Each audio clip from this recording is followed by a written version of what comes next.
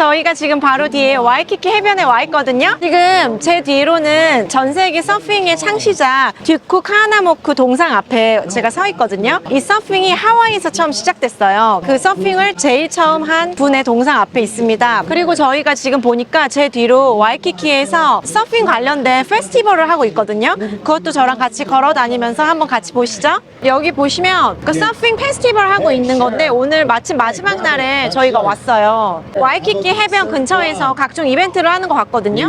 행사하는 대로 한번 가볼게요.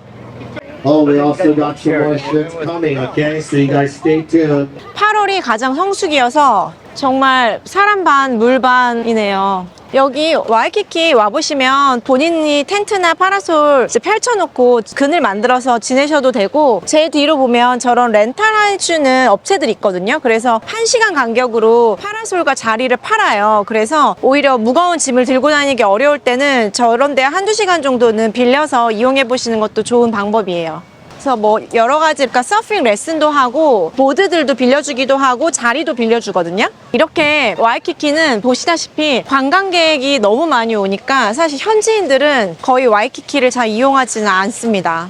제가 가장 추천하는 어린 자녀와 가기 좋은 비치는 코올리나 라군 4고요. 그 외에 내가 정말 서핑을 좋아한다, 나는 정말 전문가 정도로 서핑을 잘할 수 있다고 하면 북쪽의 노스쇼어 쪽으로 가시면 파도가 높게 이제 치는 비치가 있고, 가장 좋아하는 곳 중에 하나는 알라모아나 비치파크. 거기가 나무도 많아서 그늘도 있고 사람도 적고 넓고 주차도 쉽고, 그래서 저는 주로 알라모아나 비치파크를 갑니다. 바다 색깔이 에메랄드 빛으로 제일 예쁜 데를 추천해드리면 레니카이 비치가 바다 색깔은 제일 예뻐요. 그래서 너무 많으니까 사실 비치가 제가 추천해드린 곳들 한 번씩 꼭 가보세요. 오른쪽으로 또 들어가면 호텔들이 바로 연결돼요. 그쪽으로 피합시다.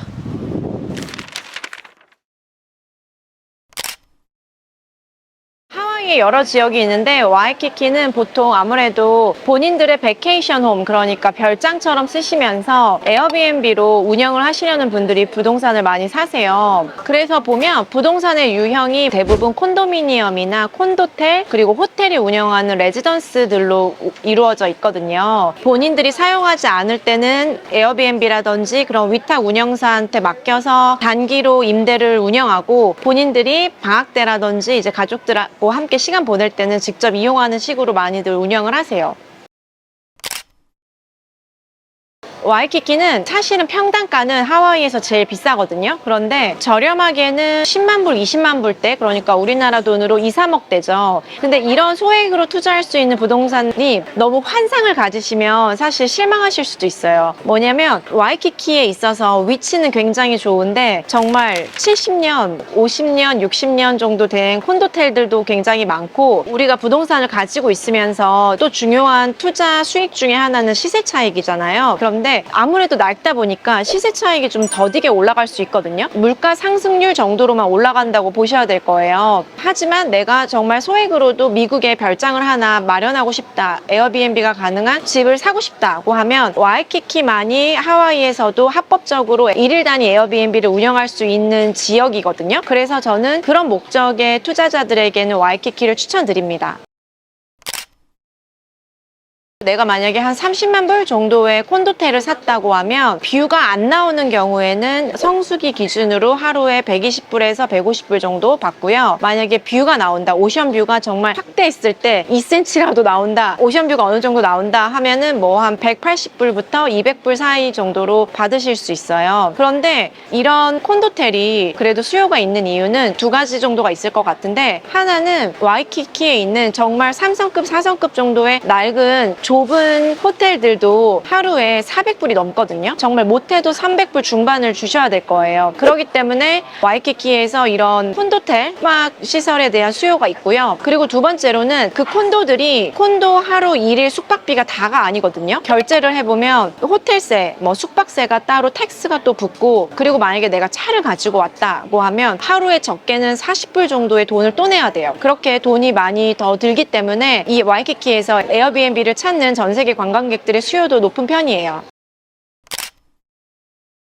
10채에서 20채 정도를 가지고 있으면서 에어비앤비를 운영하는 슈퍼 호스트들이 있거든요. 근데 그분들이 다 100% 자기 집에서 하는 게 아니에요. 본인은 1년 단위로 렌트 임대 계약을 맺어서 임차인으로 들어가 있는데 일종의 우리나라에서는 전대라고 하잖아요. 전대로 에어비앤비 사업을 운영을 하는 거예요. 그런데 이런 의문점이 있으실 수 있어요. 우리나라는 임대인들이 에어비앤비나 전대한다고 하면 다 반대하잖아요. 근데 미국은 에어비앤비를 한다고 했을 때 임대인들이 의외로 반기는 경우도 있거든요. 그래서 계약할 때 동의해주는 경우가 많아요. 왜냐면 항상 내 집을 퍼니시드해서 진짜 예쁘게 꾸며놓잖아요. 그리고 주기적으로 계속 청소를 하고 관리를 하거든요. 그래서 어떻게 보면 그냥 관리를 잘 못하는 임차인한테 맡겨서 집이 망가지는 것보다 에어비앤비를 운영하는 사람들이 집을 더 깨끗하고 퀄리티 있게 관리를 해요. 그래서 동의해주는 집주인들도 많이 있어요. 그분들이 다 자기 집에서 운영하는 게 아니라 상당수 많은 분들이 남의 집에서 들어가서 전대라든지 아니면 위탁을 받아서 운영한다라는 게 많은 분들이 놀라는 부분 중에 하나인 것 같아요. 와이키키 투자할 때 체크 포인트가 여러 가지가 있는데 그 중에 하나는 합법적으로 에어비앤비가 되는 조닝이라고 하더라도 아파트 관리 규약 같은 걸로 주민들이 에어비앤비를 막아놓은 경우가 있어요. 왜냐면 주민들 입장에서는 관광객들이 계속 우리 집에 아파트에 오는 게 사실 싫잖아요. 뭐 너무 어메니티나 부대시설도 붐비게 되고 그래서 그런 하우스 룰이 없는지 꼭 보셔야 되고요. 두 번째로는 많은 투자자들이 대출을 받아서 투자를 하시려고 하거든요. 그런데 이 와이키키에 있는 콘도텔들은 대출이 되는지 은행이나 금융기관에 먼저 꼭 확인을 하셔야 돼요. 중개사를 통해서 확인을 하셔야 됩니다. 왜냐면 구조라든지 아니면 부동산의 유형이라든지 주방의 유무라든지 갖추어져 있는 시설이 뭔지에 따라서 대출을 거부당하실 수도 있거든요. 그렇게 되기 때문에 재무 계획을 꼭 세우고 매수를 하셔라라는 거를 또 주의사항으로 말씀드리고요. 세 번째는 와이키키는 정말 수십 년, 100년 가까이 된 관광지잖아요. 그러다 보니까 내가 드라마틱한 굉장히 높은 투자 수익률, 양도 차익을 기대했다면 좀 실망하실 수도 있거든요. 미국은 재건축이 없고 계속 리모델링을 하기 때문에 집값이 아주 드라마틱하게 많이 오르진 않을 수 있다. 그 점을 유의해 주시면 될 것 같습니다. 오늘 이렇게 와이키키에 와서 여러분들에게 와이키키에서 에어비앤비 하는 것에 대해서 좀 말씀드렸는데요. 제가 하와이에 있으면서 더 유용한 콘텐츠 많이 찍을 테니까 계속 시청해 주세요.